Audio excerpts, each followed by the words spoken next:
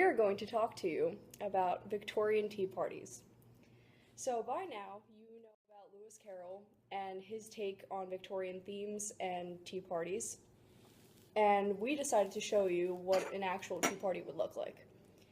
So, in Alice in Wonderland, their tea party is a little bit unconventional. They have animals talking, there's tea everywhere, dishes are being broken, and animals are sleeping in the actual china. In Victorian England, people would have teas every weekend, just like as a casual thing, like a Sunday brunch now. And during these tea parties, people get really dressed up. One thing that's really important is clothing. Clothing was everything at the time, especially during Queen Victoria's reign from 1837 to 1901. Style made a drastic change. People wore more elaborate fabrics, more rich fabrics because trade was very big. Another thing was accessories. People would have poison rings like this one.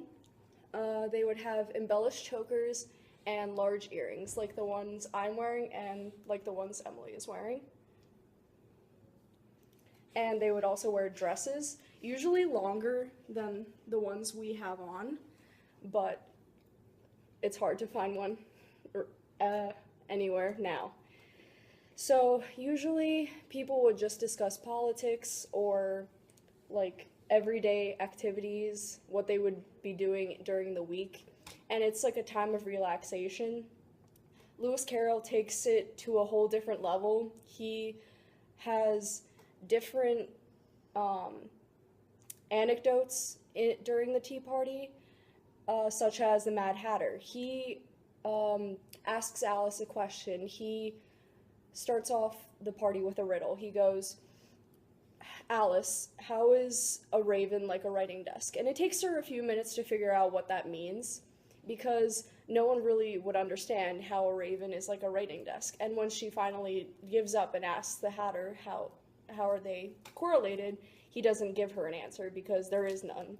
That's the whole nonsense aspect of the whole tea party, and that's very big in Lewis Carroll's novels because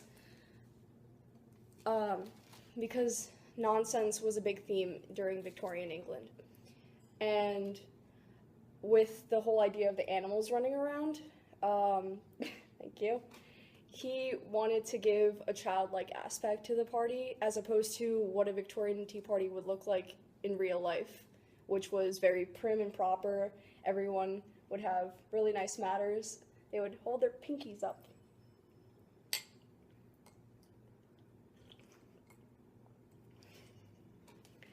And this whole situation was very confusing for Alice because she's usually accustomed to normal tea parties like the ones they had in Victorian England because her family would hold them.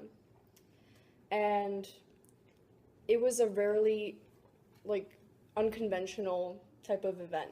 And the Hatter even explains that they were celebrating her unbirthday if in correlation to the cartoon that was made in the mid-1900s.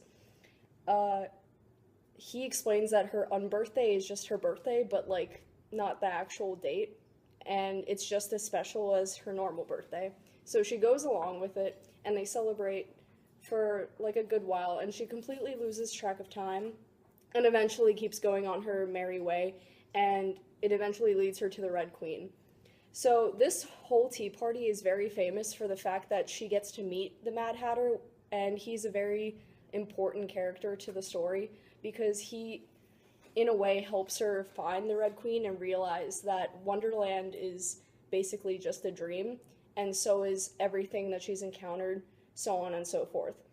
So, in a sense, the tea party is just a theme to, not a theme, it's just an idea to help her move along in her journey because up until this point she was very confused. In the beginning, she falls down the hole. It's a whole traumatic experience. She follows a white rabbit. All these animals are really confusing and they don't really lead her in a certain way. They just give her riddles and clues that lead her nowhere. But the tea party gives her some clarity. And in a sense, it helps her figure out who she is and why she is in Wonderland in the first place. So, tea parties are pretty important.